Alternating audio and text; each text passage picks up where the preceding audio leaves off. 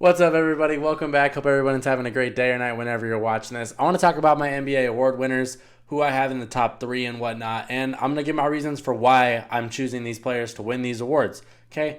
You get the gist. Let's get into it. If you're new to the channel, please subscribe, and if you enjoy this kind of content, please like the video. But we're going to start off with Defensive Player of the freaking year. My top three guys that I had in this, and this is in no particular order right now: Brook, Lopez, Jaren Jackson Jr., and Evan Mobley.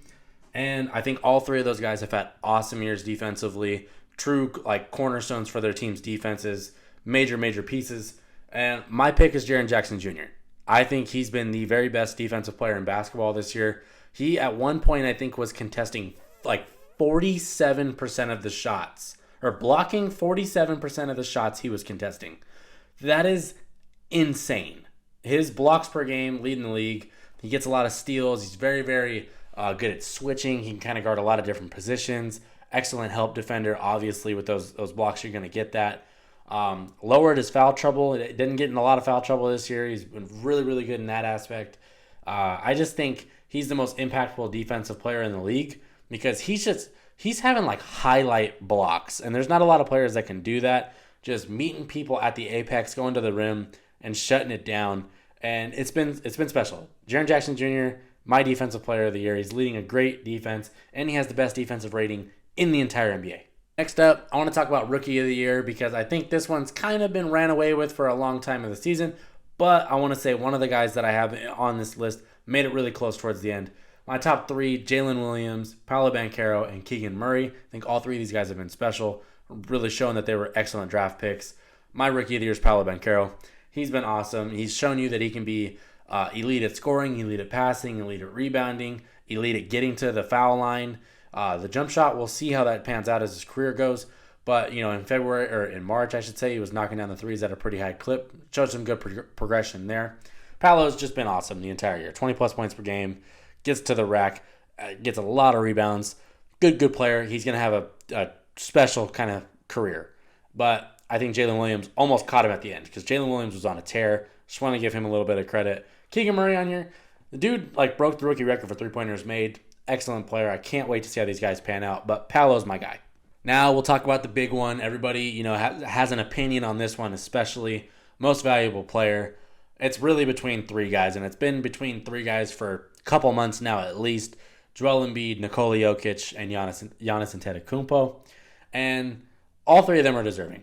I'll tell you right now, there is no wrong answer. So whoever you have as your MVP, I don't even disagree. This is just who I would pick. I'm taking Joel Embiid this year. He's stepped his game up to a completely different level. The focus, he's been mostly healthy this year. Played a couple less games, I think, than Jokic. But, it's really been, you're splitting hairs at that point. Leading the NBA in scoring. One of the best offensive players in the league. One of the very best defensive players in the league. He honestly could have been in the top three for Defensive Player of the Year. And you could probably make the argument for Giannis a little bit too on that. But I think Embiid just, when you're leading the league in scoring, when you're getting a lot of boards, and he's just dominating every single night. He had a streak, I don't even know how many games it was, but it was felt like for a month where it was 30-plus points per game every single night. He's having games going out there putting 50.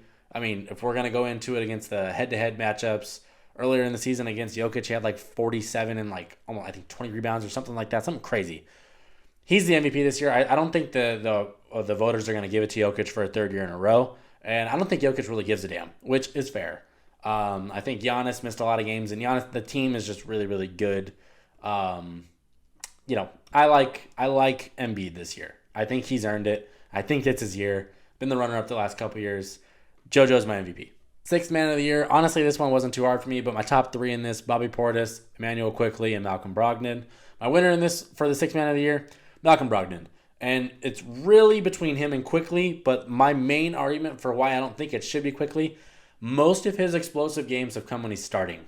He started, I think, in 19 or 20 games. It's a quarter of the season. That's just too many games to be starting for the sixth man. Brogdon hasn't started a single one.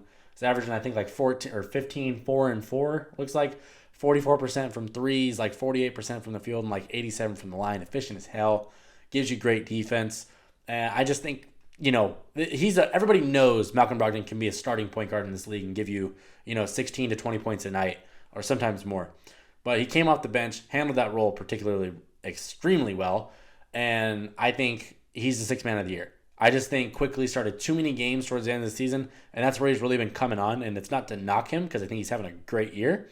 But I just think he just started a lot. And you can't really win sixth man when you're starting a lot. So I got Brogdon. Most improved. And this one, I think it was very easy for me to pick, but I think it's really hard to determine what you expect to be most improved. Okay?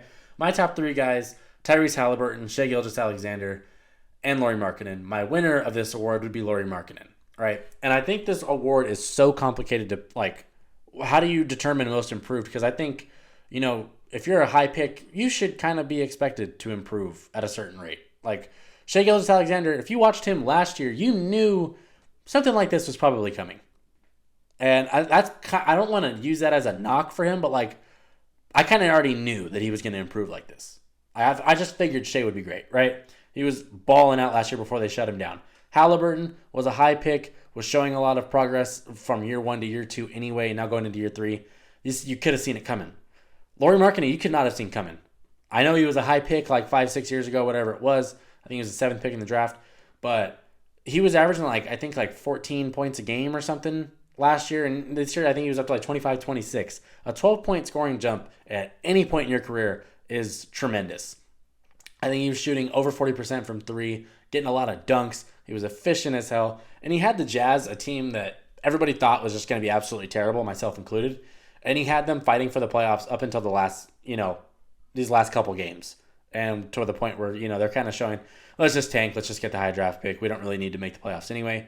But Lauri deserves a lot of credit for that because he was the best player. He was an all-star this year. I think, all three of these guys are actually all-stars. But, nobody out of this list expected him to be an all-star. And that's why I think he's most improved. Last award, people like to call it a boring award, but I think coaching in the NBA matters so much. And for Coach of the Year, I have 3 guys. I got Mike Brown, Taylor Jenkins, and Mark Daigneault out of the OKC Thunder. A lot of people don't even know who that is, but Daigneault's had this team kind of pushing for the playoffs, which a lot of people didn't expect. Although, with that being said, my winner would be Mike Brown. And it's really, you can simplify it down to the Kings haven't made the playoffs in 16 years. They weren't expected to be any good this year. They were expected to be bottom 10 in the entire league. And he has them as the 3 seed in the West. And they're better on the road than they are at home, and they have a crazy home court advantage. They're the best offense in the entire NBA. They have 2 guys that are not notoriously great for floor spacing as their best players in De'Aaron Fox and Domantas Sabonis. And he made that the very best offense in the NBA. They could honestly get, executive of the year too. I'm not going to go into that because I don't really care about executives. But they've been awesome. And Mike Brown deserves so much credit for that. And if you want to look at it, I think he's been great with giving a lot of different guys a lot of opportunities. Like Keegan Murray, being able to fit into this team. That's why he was one of my candidates for Rookie of the Year. Giving him the role of you're going to go out there and snipe every single night. I want you shooting 6-7 threes a game. It's a lot of guts to entrust into a rookie. And I think he's, putting a lot of other guys in great positions too. Kevin Huerter, Malik Monk, Sabonis had his best season of his career. Fox, best season of his career. At the end of the day, the coach got to get some credit. And I think Mike Brown's Coach of the Year. So there you have it. Who are your guys' award winners for, MVP, Defensive Player of the Year, Sixth Man, Rookie of the Year, all that good stuff. Coach of the Year, Most Improved. Who you got? Do you disagree with my guys? If you do, let me know in the comments why and exactly who you have. Because I think a lot of these awards are very, very close. MVP, Coach of the Year can be close. I think Sixth Man has a little bit of an argument. I think Defensive Player of the Year's got a good argument. And there's a lot going on with this, and I think it's going to be very split. But it's okay. I respect everybody's opinion. So if you're new to the channel, please subscribe. And if you enjoy this kind of content, please like the video. But thanks for watching. Those are my award winners.